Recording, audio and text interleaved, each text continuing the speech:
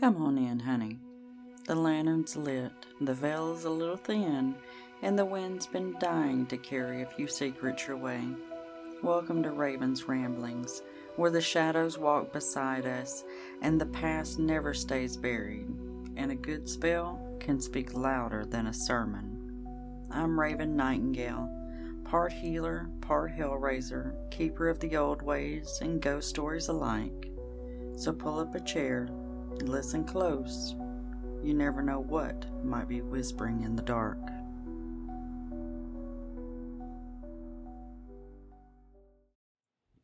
Hey there, my magical friends.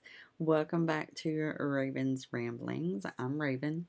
Hey, your friendly neighborhood witch with way too many candles and not enough shelf space. And today we're diving into something a lot of witches either crave or fear: solitude. I personally crave solitude. I need solitude, especially after a lot of social interacting. That's just in the mundane world, but I do crave solitude in my craft also. So, yeah, we're talking about the quiet moments, the alone time, the stillness where your magic truly hums. So, grab your tea, light a candle, not one of my 500, and let's chat about it. So, solitude, oh, I love some solitude. So, in our world, something is constantly going on. Something's constantly buzzing. Phones are dinging. Social media is banging at us. Life is pulling you in a million directions. So sometimes solitude can feel uncomfortable. But here's the thing: it's in that quiet space where your magic gets loud. It's where mine gets loud. When I have those moments to myself, powerful things can happen. So when you step away from that noise, you can actually hear your intuition. You start noticing little signs and stuff that you may have missed before. The wind feels different. The cards, if you do tarot, can be way more clear. Your spells or rituals, they kind of hit deeper and they do have more power, I think. Mine do. Maybe it's just me. I don't know. But mine definitely have more power being a solitude or solitary, however you want to say it. So solitude isn't loneliness. That's not what's happening. It's about empowerment. It's you connecting to your inner witch without any distractions, without anything pulling at you. It's you can really listen to yourself, to your inner self, which is where all that power lies anyway. So, a lot of magical workers thrive in solitude. Think about it. Like, legit, think about it. Casting under the moon, meditating with your crystals, writing in your book of shadows. These are all very personal acts. Okay. And sometimes it's hard to be vulnerable enough to do those things to their fullest potential if there are others around. We're all very cautious just as a species. We don't always trust easily, and being that vulnerable and that naked and open, and I don't mean naked. I mean, you know what I mean. Come on now, you know what I mean. So being those things around others is can be extremely difficult and terrifying. I personally do not let anyone that close to me. My wife, that's probably about it. She's the one who sees almost all of me. There's still always that little deep part that nobody ever sees that I don't even want to look at sometimes, but it's still there. We don't talk about that. Shh.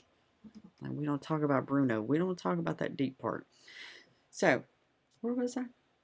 Ah, covens. Covens and circles are great, but in that community, fabulous. It's a wonderful, wonderful thing. But there's something really raw and powerful about working alone. All right? When you can completely let go goes to a whole nother level. So in solitude, you're not performing for anyone. You're not wondering if they think you're crazy. You're not trying to please anyone else. You're not overthinking anything. It is just you and your energy and your craft. And that is where the real growth and magic happen. That is a truly, truly sacred space. Okay? And it's hard to get to sometimes. It really is. All right? So, what does a solitary practice really look like? It is not a one size fits all. Because what works for you is not going to work for me. What works for me may not work for little Sally down the street. So, your path is yours to forge however that works for you. All right. So you might do things like do a daily altar ritual that is completely for you, for nobody else. You may take long walks, talk to the wind. Like that is one of my favorite things to do. Not this time of year. It's too damn hot for me to go to be in nature. I love nature. I absolutely love it. But it's too damn hot, y'all. It's too damn hot. I will talk to the wind from my AC vents. It's too hot out there. Uh, hmm. Oh, yes. Other things. Solitary practice. Working with your tarot or pendulums or journaling. Journaling. There it is again. Yeah. We should all be journaling. I'll get right on that. I hate it. I do. I'm awful at it. I'm just awful at it. Now, tarot and pendulums, I do have some pendulums. I have not used them yet. They have not, they called to me when I got them, but they have not called to me again since then. But I have them. So when they're over here in one of these little drawers in my desk. When they start speaking to me, then I'll start trying those again. I do have tarot that I work with almost daily.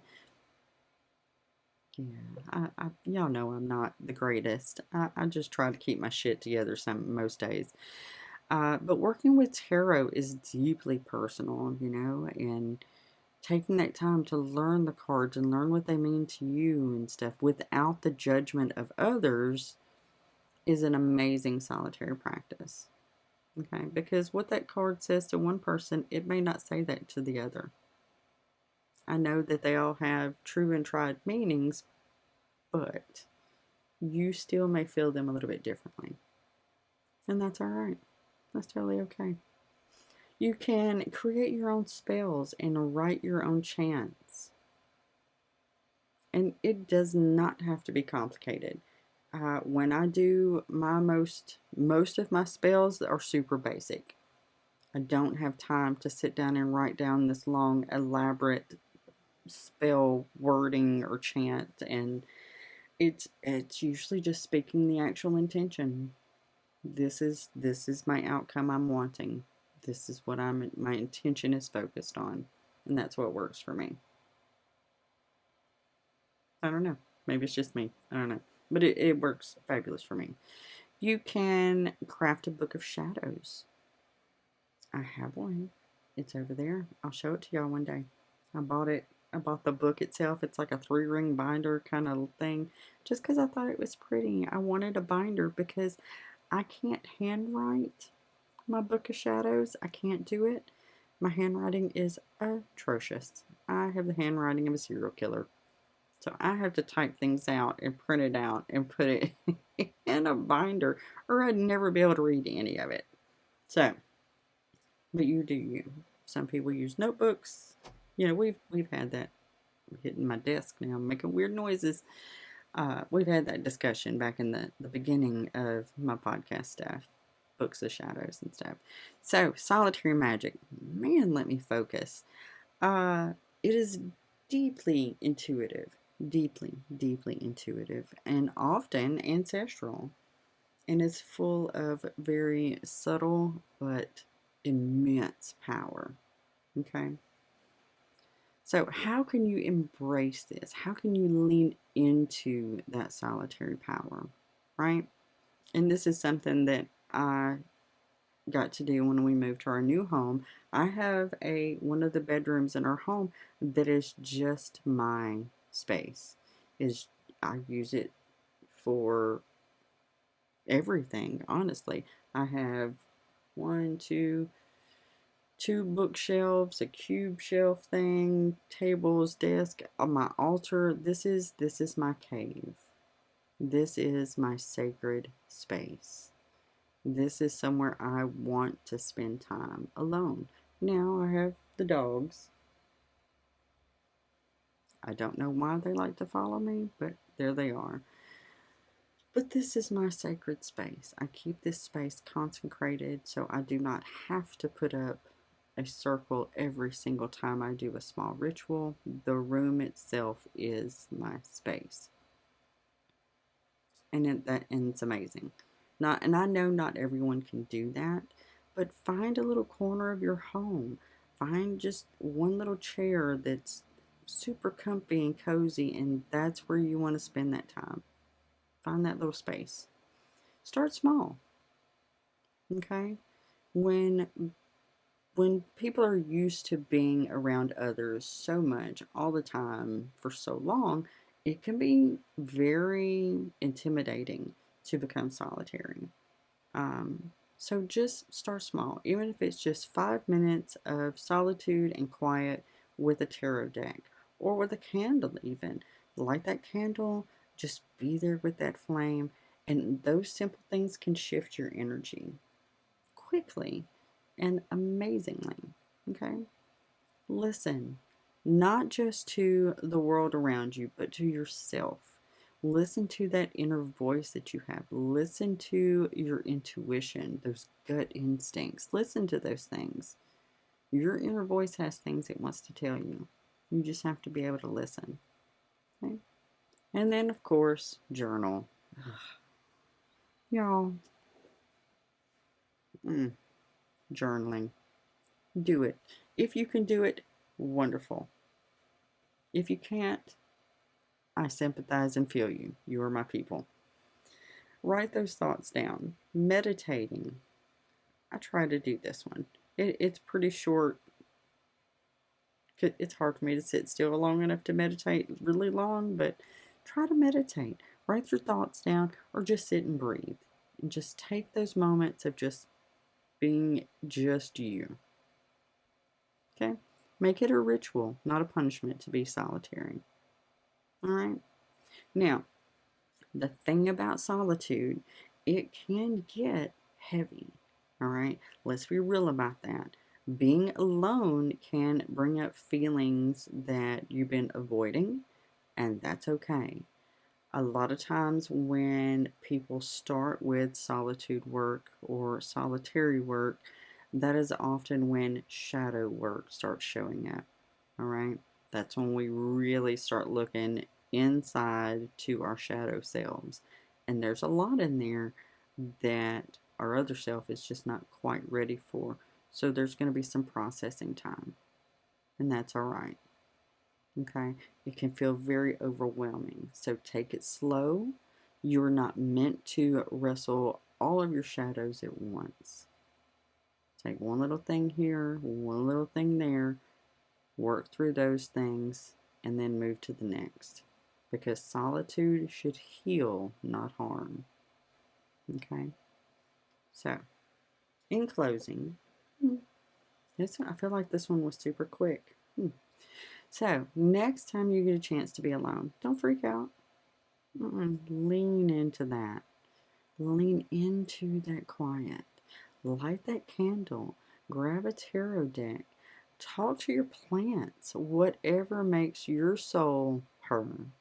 Solitude is not a punishment, it is a power up. Okay? Don't be afraid. It's a beautiful place. So, thanks for hanging with me in this little bubble of magic.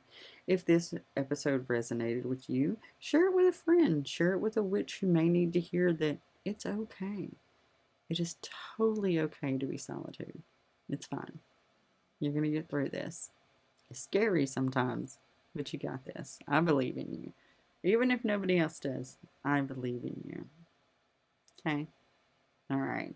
And remember, Stay wild, stay witchy, and don't be afraid of your own damn company, because honestly, you're pretty fabulous. Bye.